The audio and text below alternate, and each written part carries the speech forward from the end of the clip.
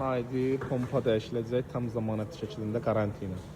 Çanqan indi avarin rejim ön radar işləmir.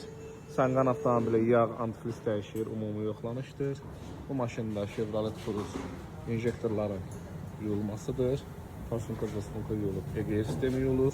Bu avtomobil alqı-satqı üçün yaxınlaşıb yanımıza. Çanqan avtomobilidir, bataryalar yoxlanılır, ümumi katə olunur. Bu avtomobildə Farsunka zastunka injektor sistemi turbo çıxır.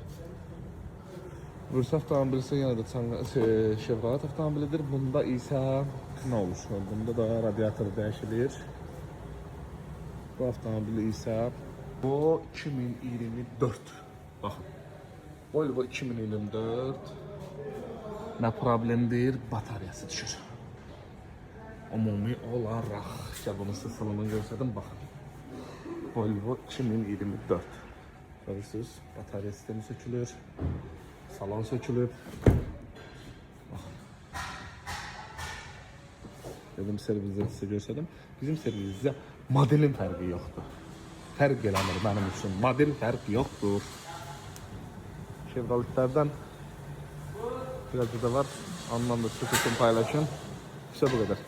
Dönər də gəldi.